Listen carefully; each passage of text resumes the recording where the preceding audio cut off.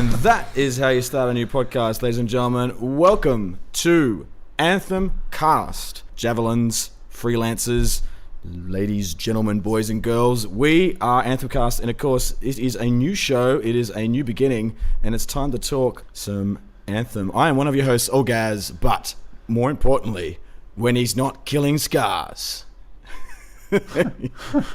Where do I go with this, Brian? Help me out, man. When he's not killing scars, he's stealing Kim's XP. He is the one, the only, Mr. Binary Numb. How are you, my friend?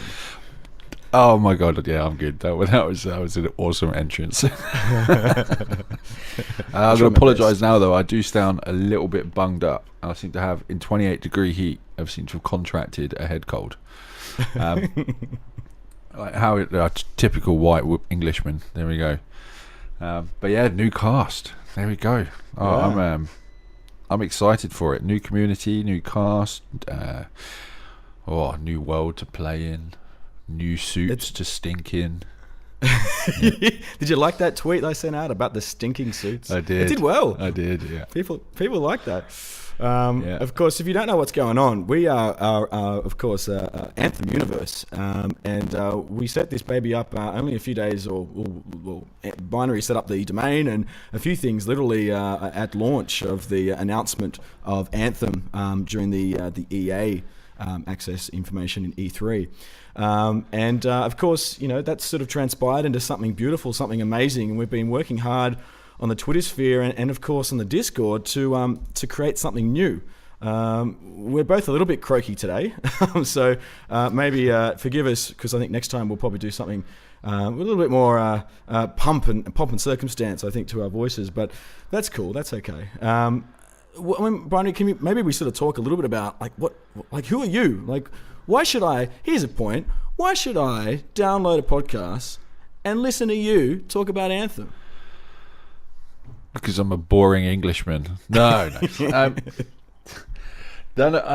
very good question, actually. I don't think the reason to download the podcast and listen to me personally is probably the right answer, but I think it's you and I both know, right? We're slightly seasoned in our approach when it comes to community creation and also content creation. So, and we have sort of a unique opportunity, don't we, with this puppy, right? It's a puppy that's growing. So by the time we get to fall 2018, we should be well seasoned in the verse of Anthem. But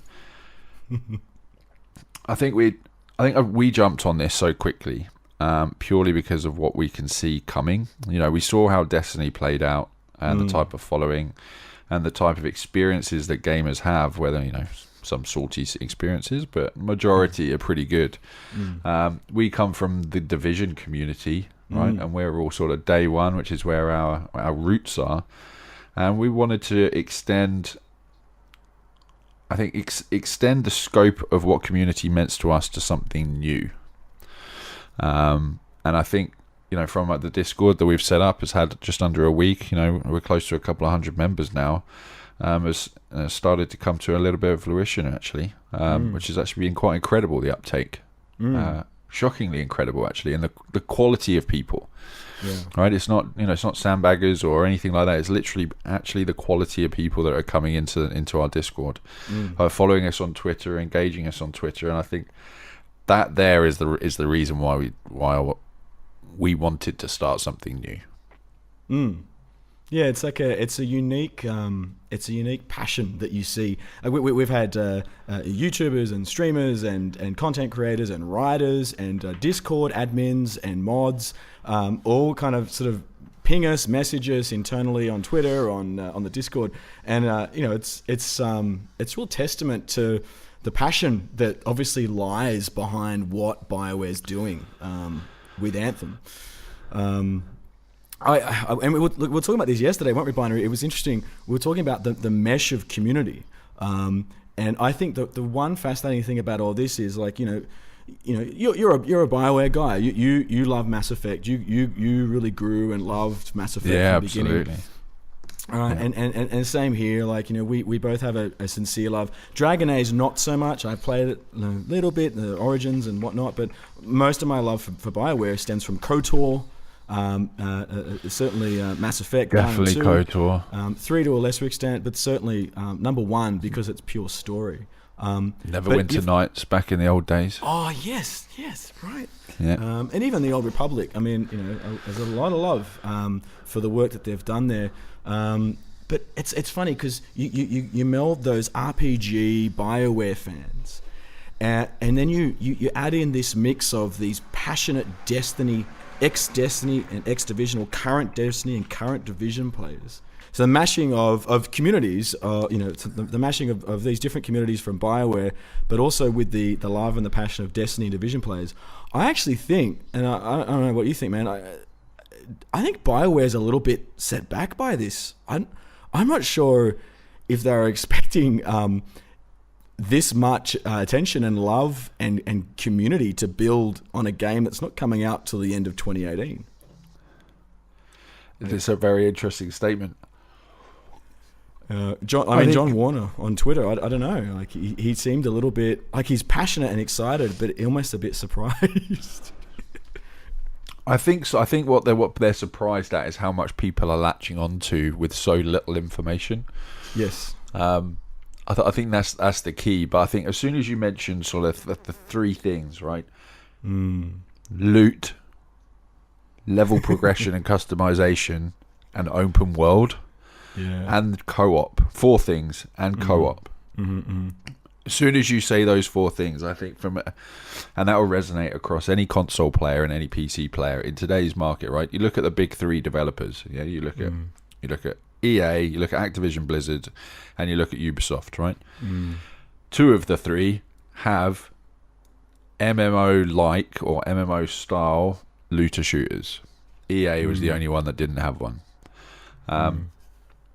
And then you mix it in with someone like Bioware, who has, you can go back 15, 20 years, and you're playing games like Baldur's Gate, right? You're playing games like Neverwinter Night, which in my era was like, you sunk your life into those games, right, to do the story and to get the better loot, right? So I think you take those class of games and then you turn that into what we have today.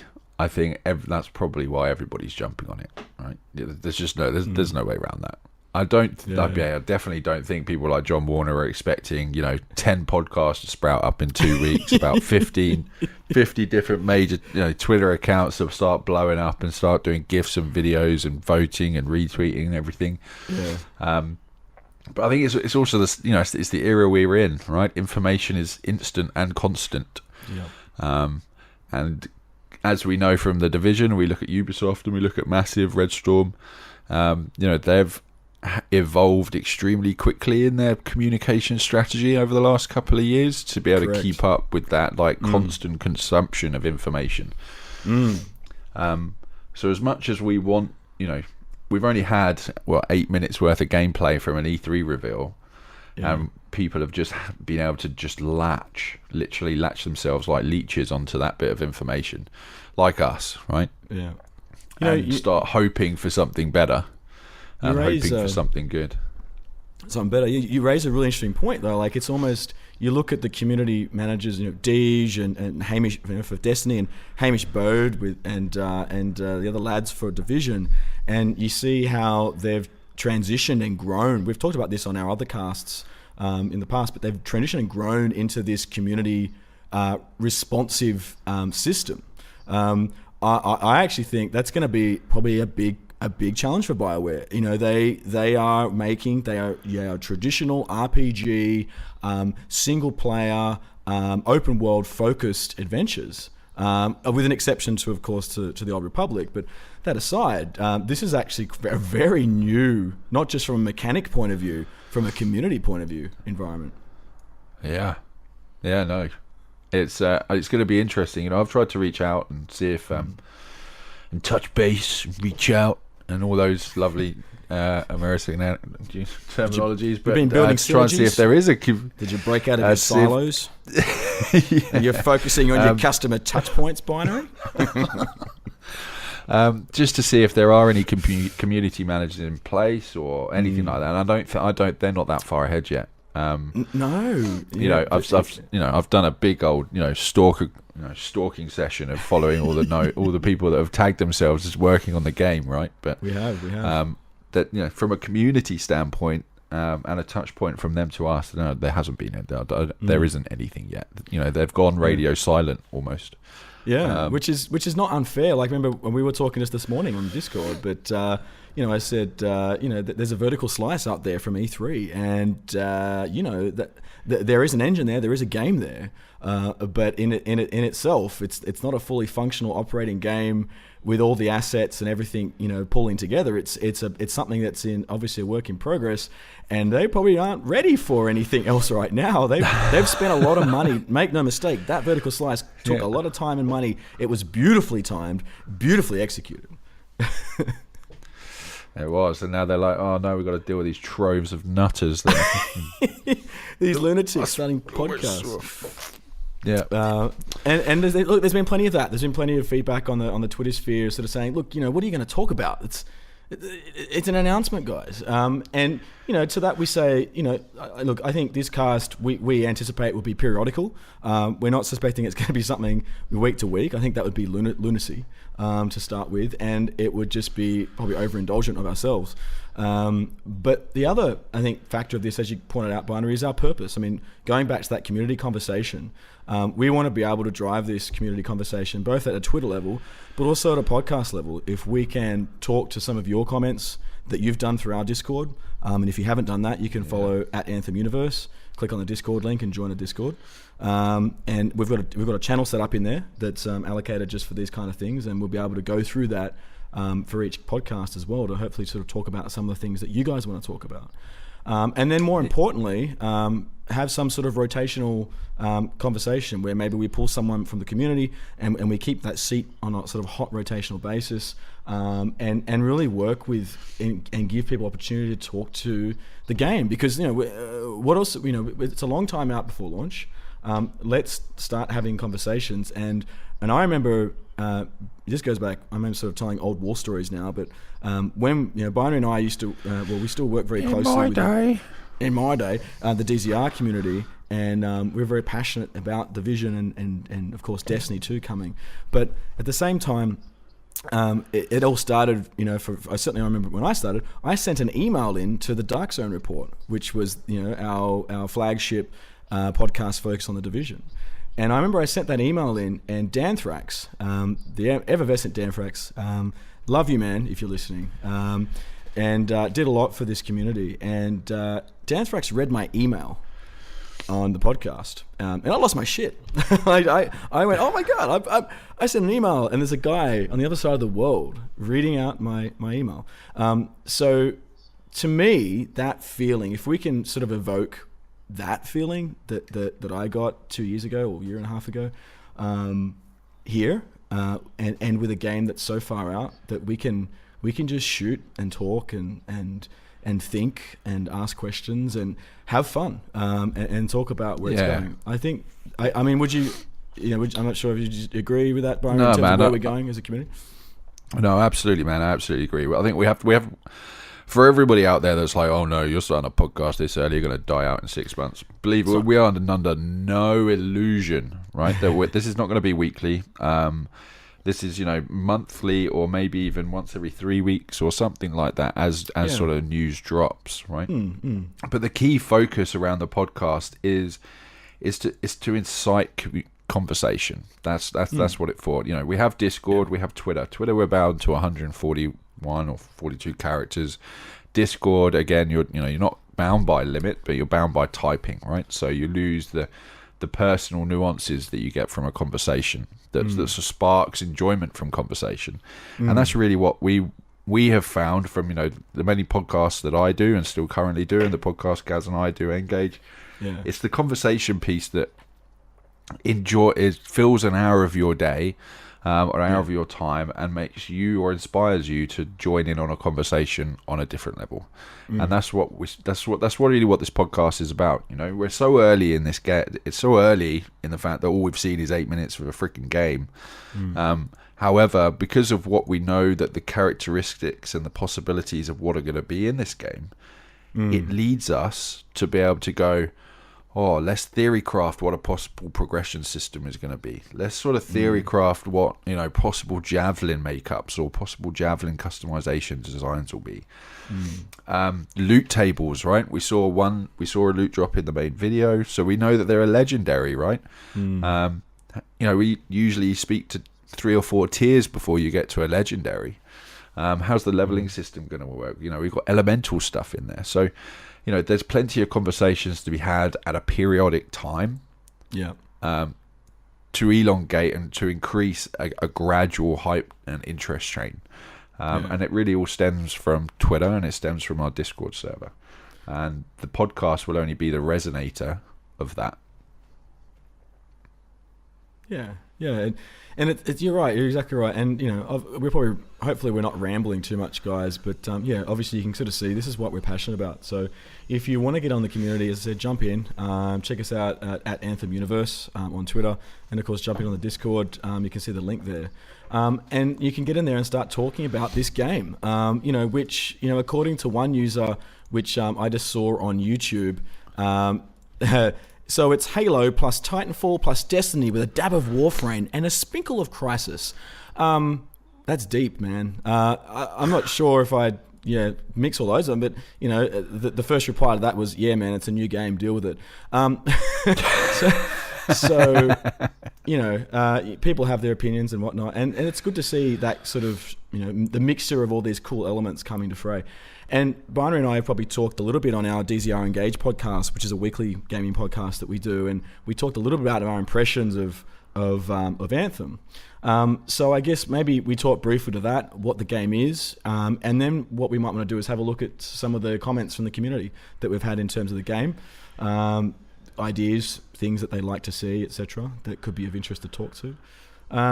But I guess first up, Binary, you said in our cast that you were kind of blown away with what you saw. You were a little bit caught up with the whole Xbox One X, X1, X1. The Xbox One X, Xbox, yeah. Oh, God bless Microsoft. But you were like a kid in a candy store.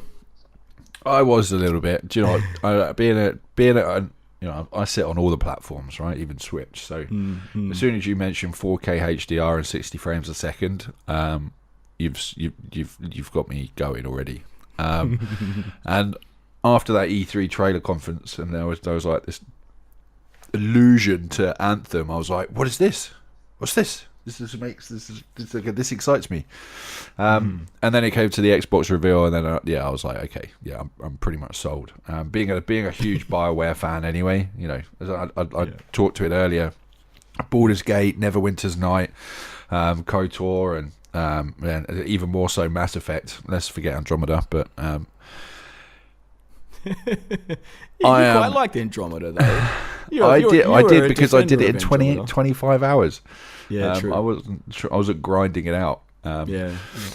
However, everything that I saw from that 7 minutes excited me. Not just from the actual aesthetic design, but what Warner was talking about in the tie into your character, the tie into your javelin suits.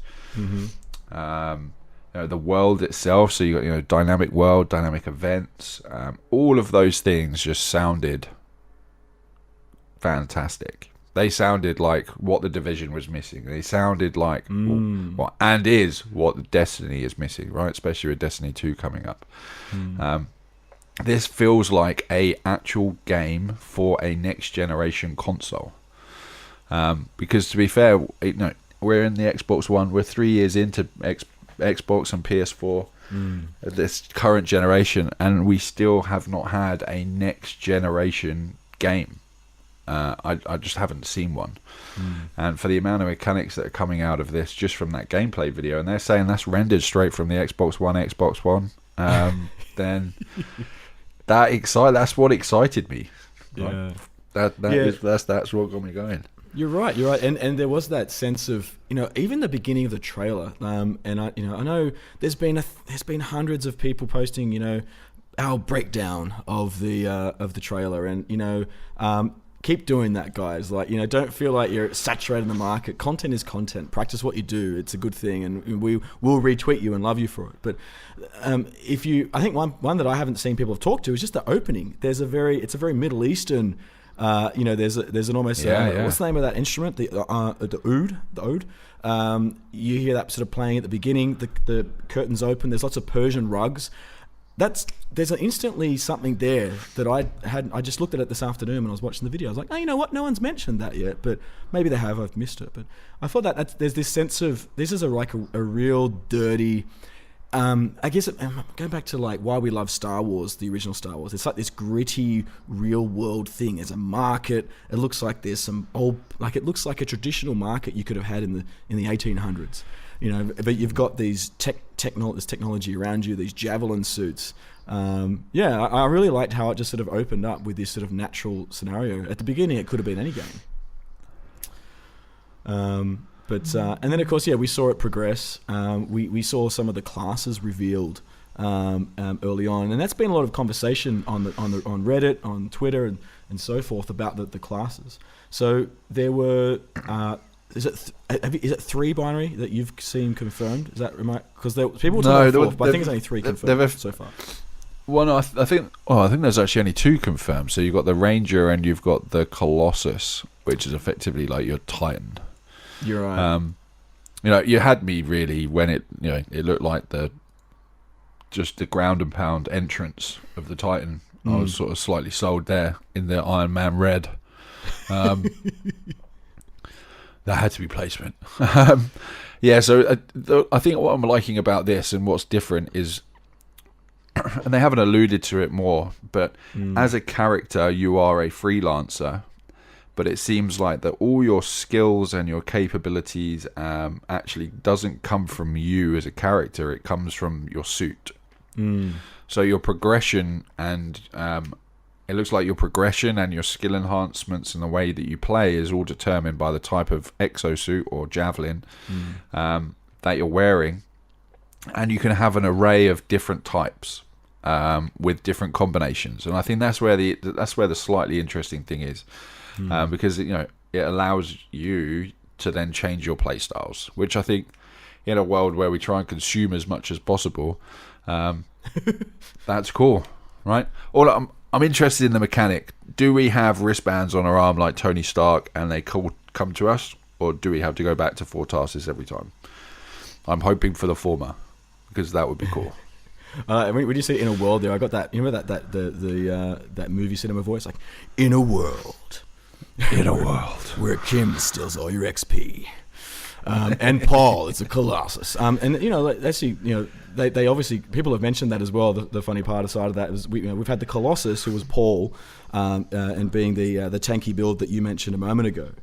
The Ranger seems to be kind of this mid-range, all-you-can-eat product, where there's a bit of skill, a bit of agility, a bit of speed, not tanky in its own right. Michelle and Kim were Rangers, but people are suggesting that Kim, if you look at Kim appears when they actually call Kim in just before they're about to jump, what people have been suggesting may be a raid, but she appears and she's got like a modified body, like a jetpack, but she looks very elemental in her presentation. So people are really curious about what that is, and whether it's just a modified Ranger that we've already got. And then there was Sandra. People have been talking about that. You've been using the term technomage, I noticed on Reddit quite a lot. Trying to like a technomancer. Yeah, correct. Yeah. Trying to play with that technology and that hybrid of magic and technology. So, there's obviously a few things going on. And if you're curious about that, I did want to mention that's actually on Reddit. Of course, Beelzebub, who has is a mod over in the Discord for for Anthem. And he did post a very cool way of showing all of the moves in a GIF form of each of the characters that have been confirmed.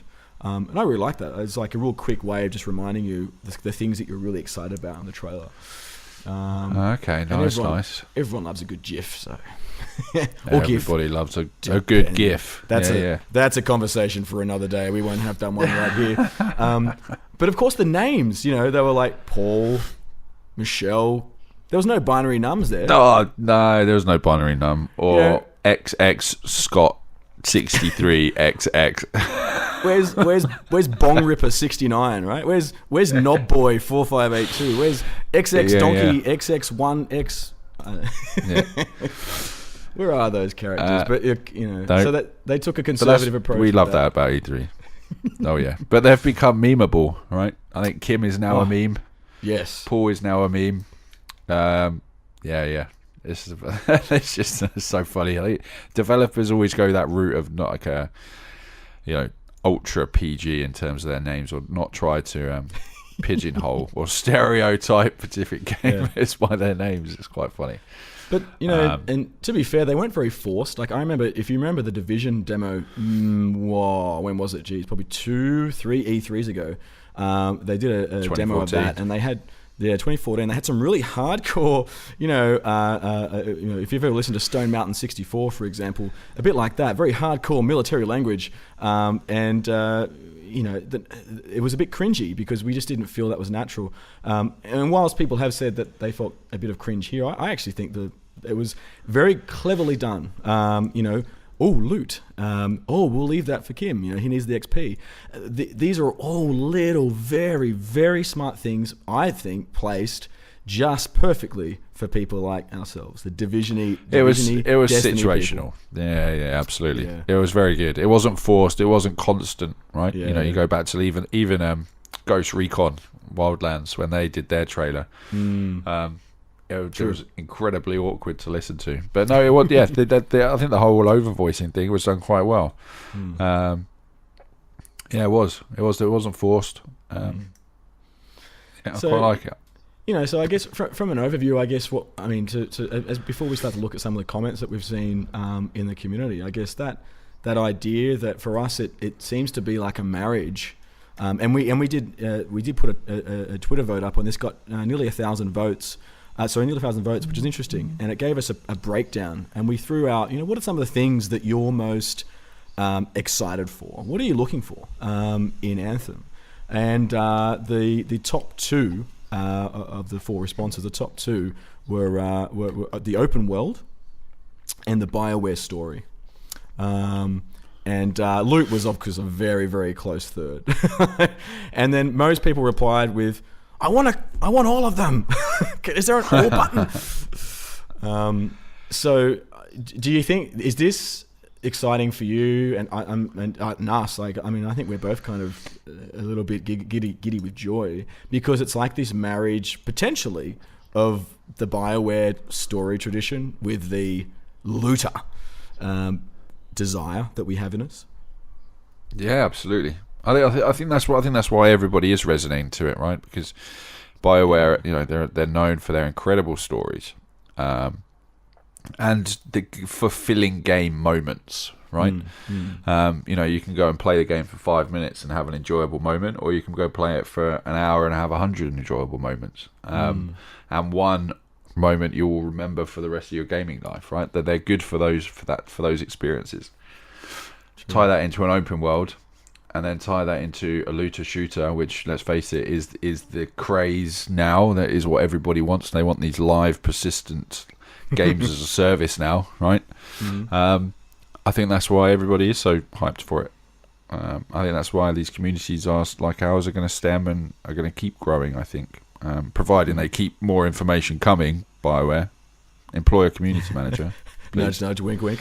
They have, to be fair, they've done a little bit. Some probably not intentional. A couple of questions that were posed to John Warner that we mentioned earlier. So in the last week, we've had confirmation that, of course, that Drew Karpyshyn, the author of Mass Effect 1 story, and also if any of you read the Mass Effect novels, the crowd go wild. Yeah, the crowd go wild, man. People are losing their shit over that. They really are. But also the thing was that Drew actually wrote two of the five, I think it's 5, maybe 6 Mass Effect novels. I think I've read 3 of them. The names, they're all very generic, though, like Mass Effect Inquisition, Mass Effect Redemption, something like that off the top of my head. They're all very enjoyable reads. One of them looked into the back story of Saren. So there was lots of lore. And Karpyshyn is a real master at being able to take what you love about Star Wars, meld it with some sort of fusion of modern culture, but keep it sort of story and dramatic enough that you're invested. And that's quite rare with a lot of sci-fi writers. And then, I mean, I don't know Alex Freed too well. I didn't play a lot of the Old Republic, but he was announced as being involved with the writing of the game as well. And not to discredit the other writers, there's probably about 10 or so geniuses in there writing this stuff. But I think those two call-outs, the community went wild, as you said, Brian. Yeah. Yeah, they did. And then, of course, in the same week, we had the composer, Ted Reedy, from Dragon Age Inquisition. So if you like Dragon Age music, well, I think you know what you might expect from the coming soundtrack that will come with Anthem. Will it sound like our opening podcast music, Binary? I don't know. Oh, I don't know. We'll find out. All I'm going to say is, with our opening and closing soundtrack, just picture javelins flying through the air. Yes. Yeah. And the rocking build up. out. The build up is as they're kind of just gearing up. The montage. As they get together, right? Getting together, working together, and then the distortion guitar rocks in, and the jets and the rocket packs just fly them into space. Yeah. But look, yeah. So look, I guess we're excited. There's no doubt about it. And we didn't want to sort of sit here and just recap the entire trailer. I think we've kind of done that. But as I said, we kind of want to talk about not just the news that's happened, but what people are talking about. What's the community talking about? And there are a few people engaged us in Discord, some on Twitter as well. So we're often curious to hear your thoughts. Is it Dizzle? Dizzle? The Bizzle? My Nizzle? Dizzell. I'll go with Dizzell. You go with Dizzell. So Brian, he's probably going to kill us now, though.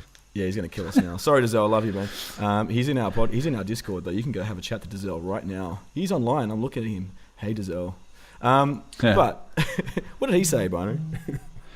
So he asked actually a number of questions. So how open world will the game be? Can you go everywhere? Do you know what? That's a really good question. They said it was open world. I think you'll be loaded into areas which are open world. I'm not quite sure you're going to be full open world. Otherwise, well, they could do. I could be completely wrong.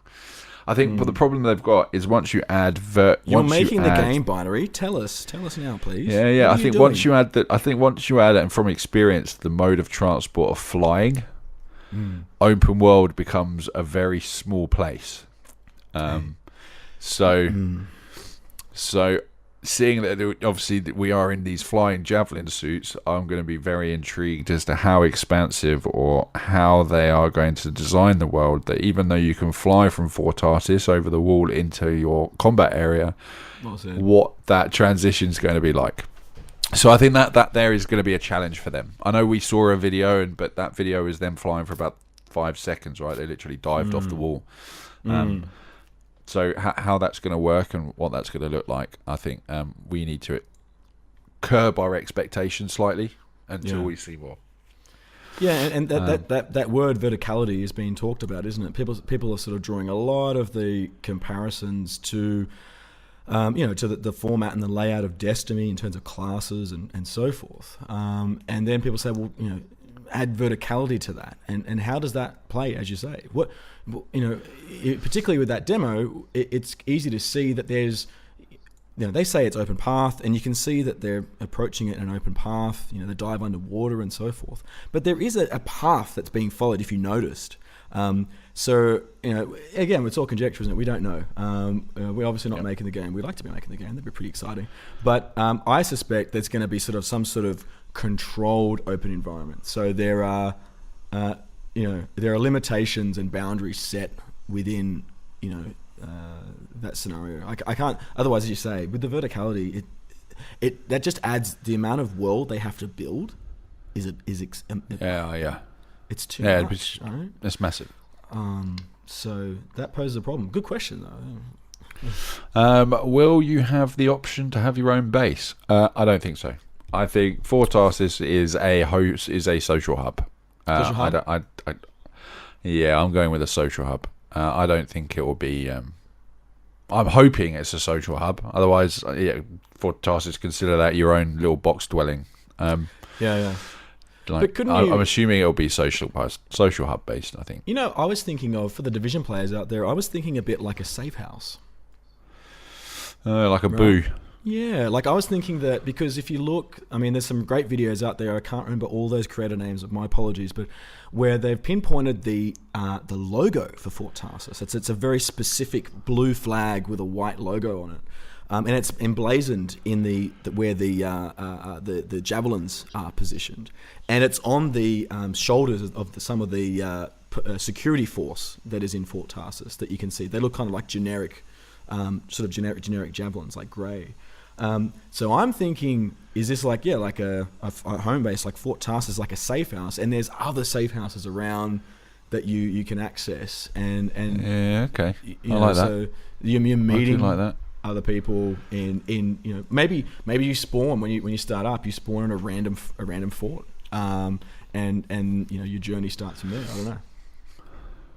Yeah, interesting. That could excite me. I like the sound of that. Can we see others in 4-player co-op? I'm not quite sure, so I'm assuming when you play Destiny and you're on planets, whether you can see other players doing their own stuff, their own quests. That'd be pretty cool, actually. If they could do that, that would obviously server resources and like a real world environment. Like there's something going on. You feel involved. Yeah. I think if they could do that, I think that's one of the reasons people love Destiny so much, is the world feel alive. Yes. Because you're seeing the other fire teams actually going around and doing their business and finding it. In some cases on the planet, you can join in, right? Live, so it'll be interesting to see whether they do that or not. It's not it's not easy to achieve, especially if you're going to be talking to the scope and scale that they're talking about. I'd be interested to know whether that was true or not. Yeah. And I guess that's one thing, to be fair, that the lovers of Division, we kind of missed out on that a little bit. With the barren New York environment, we didn't really get to see those other activities going on. So yeah, something to think about. From same user, from Dizzle again. God, man, Dizzle, and you're taking up the... Jeez. But, good question. Will there be crafting? Oh, I fucking hope. Yeah, I hope so. Loads. I love crafting. So, yes. Give me all the materials so I can go and min-max my gear and spend it all. Well, I think there will be some level of it, because if, you've got customization mods, the characters we're talking about... not Kim. It was Paul was talking about the fact that he went at the weekend and he saved up, or he managed to build himself a rocket launcher, right? And he wanted to go and test it out. I think it was Paul. Was it Paul that said that, or was it the other? I can't remember. Yeah, it was Paul. Paul said that. Yeah. So absolutely, there had better be crafting, because if I want to customize my javelins, I want to be able to grind for that. So yeah, absolutely. Well, and Warner was he talked to that a lot, didn't he? Like in that opening scene where that conversation just happens on the platform of Fort Tarsus. That's exactly where Warner implies that there's a grand level of customization that players can expect. So with that, we can only hope has some sort of crafting. Is it going to be like Skyrim crafting, like going out into the forests out there and finding materials and whatnot, and mining to try and collate stuff? Maybe, I don't know, but I think it's an important part of these sort of games. I think so. Hopefully. And then dynamic events. Well, we saw the Shaper Storm. Was it Shaper Storm? Yeah, it was. Yeah, Shaper Storm. Yeah. Which is when they actually then brought in 2 other javelins to be part of the group, and then they went off and flew into what looked like an electrical storm or a portal, or the beginning of something like a raid type strike, or incursion, something, right? So yeah, definitely there's going to be dynamic events, obviously, which they even mentioned. There will be times when the world will try and bite back at you. So well, the details we don't know. Even the tease of the giant King Kong creature that we see flailing around in the demo, and of course the smart The smart Michelle says, "No, I'm not going to be fighting that. I'll save it for another day." I think she says, That's right. which could be, to be fair, quite just a cheeky reality, in that probably that has not been coded into that part of the vertical slice. They might have just had that there as a gameplay, visual. So yeah, you're right. That'd be pretty cool. This sort of dense unknown jungle. What lies out there? Space cows. We saw space cows, sort of. Yeah. Space monkeys. Mm. Yeah, we'll see. But yeah, I think definitely there will be dynamic events. I think there has to be in a game as a service, persistent world. There has to be stuff. Yeah, it's expected these days. And Okies from Australia. Lots of Australians in our Discord server. There's been a few Aussies joining. Yeah, it's surprising. Yeah, a few. So he's put, I'm hoping to colour change my javelin. Maybe add fluffy dice, pink flamenco, or acid trip will turn up. I like it. Custom paint jobs, man. Let's do it. I will definitely be going for the Tony Stark red and gold look. I think Bioware could have the personality to pull that off. The Clancy guys of Division have always maintained this until recently, a very serious, tone in their DLC and their costumes and their gear, etc. But I think, with this kind of aesthetic, I mean, we've seen the yellow paint work on the Ranger that Michelle had in the video, and that looks kind of, it's like a custom paint there, and we've seen obviously the customization in Destiny. So I'd like to see some sort of love from Bioware engage in that. Maybe not pink flamingo and acid trip, but why not? Okies, you have it. Fluffy dice, sure. Yeah, you have it, man. It's all yours. And then the next one was actually me. So like player companions, right? So we look at for me, I'm interested to see what type of companion, if at all we have any. Destinies, you have a ghost. Division, the closest companion you have is Isaac, right? It's like a combat assistant AI. I would like to know what that is. Whether it's going to be like a Jarvis, right? We're going to have Jarvis in our helmets, or is there going to be some base control or something, something that's going to help guide you around the world. So I'll be interested to see what that will be, because that's definitely not alluded to in the trailers we saw. No, and we didn't see any comms. I mean, I'm just thinking of the only comms I can think of. There's a player to player. There's player to player, but there's a radio chatter message that occurs. When they're just talking. I think it was like an emergency beacon. Like Mayday. Radio call, and that's when they arrive to see the scars. That's right. Have ambushed. I don't know who they've ambushed. I didn't actually see that, but so that that's probably the only comms that we saw outside of the player communication. So hard to know, but probably some sort of AI, especially inside your suit. I mean, do you want a Cortana? You want a Cortana binary? I want a Jarvis. Give me a Jarvis. I want to, but you can put a little Cortana in your ear. Be Master Chief. No, I never liked Cortana though. It's more of an Alexa. Alexa sounded dirtier. The level of dirtiness is the most important part of your AI. But I like Cortana was sassy and cool. She made you. She put Master Chief in the place. It was good. They had a really good mechanic. Anyway, we're not talking about Halo. We're talking about our Anthem, of course. What else did we have? Primordial Soul, one of our mods over in the Anthem Universe Discord, who is killing it, I should say, right now. Kudos to you, sir. Doing some amazing work there. He had a comment really, and he said, "I'd love to have the chance to walk around in the hub and say and look at my armory of javelins and think, this is my private house party." I like that. Like a sense of pride to what you've, like a display case of your javelins. Yeah, that'd be cool. I like that. But that could be like your little base, right? Your own base, right? Where you walk in and it's like your own garage or your mod shop. Where you got them all on display. Yeah, I quite like the idea of that. That would be sweet. That would be. And then you can go and get all the frat girls in, and then have a party. Lots of wet t-shirt contests. Great. Good God. Oh, we went there. And you know, question to that point, if we're going to have a display case, how many javelins are we going to have? Yeah. All right. 6, 7, 10? Yeah. Can we have 10? I mean... Yeah. Do we have like a chassis, like a base chassis? And then we can infinitely tweak that chassis? And questions. So long away. Damn it. No. All good. I think that's what we'll come to with the other episodes, right? It'll be the theory crafting behind it. You know? Correct. We're gonna get blueprints, which are like javelin blueprints, where you get the chassis blueprint and then you roll that, and each chassis has its own stat. So you're min-maxing your chassis, and then you're adding all your armor and stuff on top. So you're sort of building from scratch. Do we have that level of granularity? I just don't know, dear.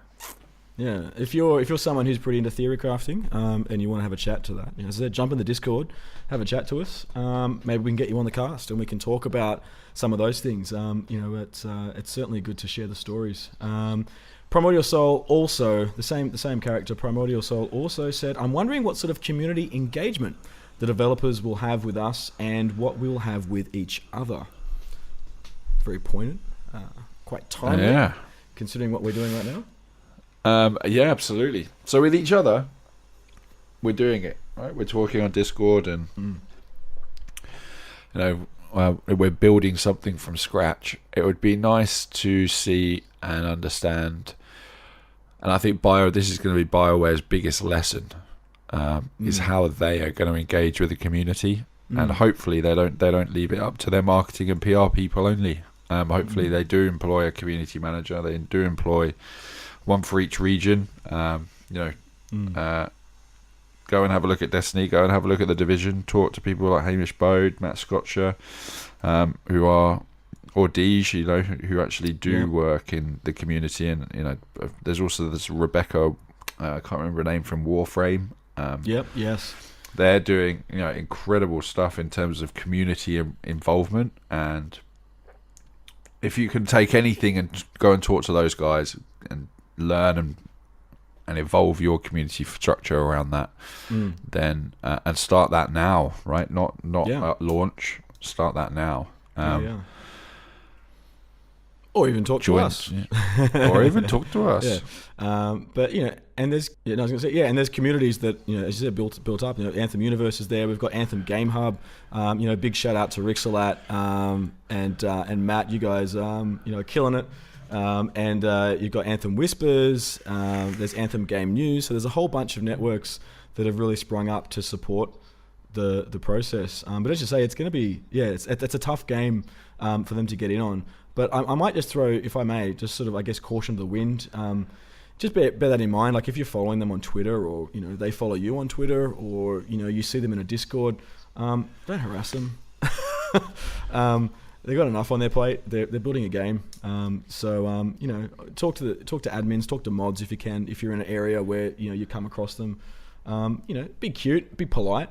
Don't accuse, don't have vitriol and all those things that we've seen in past communities elsewhere. I think that will actually help all of us, really, I guess, help BioWare understand how we work as a community and what we can do to support them and bring their game to the forefront. Because at the end of the day, they want to make an awesome game. There's no doubt about that. I mean, no game developer starts out to make a crap game. They want to make the best game ever, and we want to play the best game ever. So, give them that space and respect, I think, and I think we all win. Yeah. Woo! Awesome. Yeah. This game's shit. Fist bump. I'll just keep. Oh no. DLC. That was a question we raised before. Versions. We talked a little bit about classes, which we've probably spent enough time on today. Look, they're the key ones that came up in our conversation so far in the Discord. There's obviously plenty more, and we can certainly dive into some of those individual topics even further in future shows. So I guess, Binary, is that sort of an opportunity for people? I haven't really thought about this. We didn't really talk about it, but from a Twitter point of view, do you sort of absolutely engage, and is there things you want to do? So I think over the next 3-4 months, we definitely want to have a show that's made specifically around lore and character progressions, right? And then we want to have one around Javelin and so forth. So jump in our Discord or jump in the other Discords, or just tweet us on Twitter, and just start sort of sharing your ideas. We've got specific channels around theory crafting of different aspects of the game, which is starting to get some real conversations in there. Likes, dislikes about other games, and what you sort of hope for, really. And it's just be clear though, it's not to try and increase or to set an expectation that this is obviously what's going to come into the game. This is about just us expressing about what it is about a looter shooter that we like and what we don't like. Yeah. And as we've still got a year and a half to go, wink wink, Bioware, if you're listening, have a check and have a look and see what some of the players are asking for. Yeah. That's I think that's all it can be, right? It's just we're as transparent with them and try and build something fun and new, fresh, and all the other millennial words we can fit in there. Jive. Oh, that's not millennial. That's jive? Well, that's too old. Come on, jive, man. Come on. No. But look, yeah, it's going to be something special. So as I jump into all the avenues, follow us on Twitter, which is at Anthem Universe. Our Discord link is there as well to have a chat. Chat to us on Twitter. Byron and I kind of we've got a 24-hour tandem process because of our time zone splits that actually works quite well. It does. So jump on Twitter. Shout out. Vote for things. Anthem Game Hub, they do a great job doing it. Anthem Whispers has joined us in the Discord. He's helping us with graphics and a few things. We put votes out as well. If you see those, click on them. Have some fun.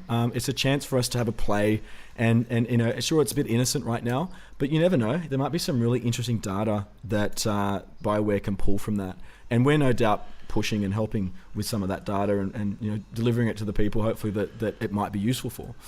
But look, that said, I think we've probably talked enough to episode 1, our inaugural chat on Anthem game. I actually didn't think we'd go this long, but that's a good run time. We're 53. It proves my theory that you can talk about nothing for an hour. To you naysayers out there. Indeed. So look, we're going to wrap it there. As I said, we've announced our Anthem Universe. Probably enough in this case. You're probably getting sick of me saying it. But Binary, we can also follow you individually. You can follow me at Binary Num on Twitter, on the Discord, on any console, on any PC platform. It's all the same. There you go. I am at Ogaz. That's OH_GAZ. So we can Twitter and follow and share the love and stories. And we're pretty active both on our own profiles and of course under Anthem Universe for these conversations. So let's wrap it there. Thank you for joining us for episode 1. As I said, hopefully there'll be many more. Well, there will be more. We just sort of work out the regularity and the recurrence, and work with us as the community continues to grow and expand. And we'll see you, incredible, amazing, wonderful, ridiculous, absurdly awesome freelancers, for our next episode. No, you got to go about that. You got to go, we'll see you over the wall. Oh, it's very Game of Thronesy, isn't it? That whole wall thing. It is. I love it. What's beyond the wall? The wildlings are coming with the javelins. Exciting stuff. Yeah. All right. All right. Yeah. Peace. Listen to good rock music. Listen to rock music. Here it goes. And right. Meow. Adios.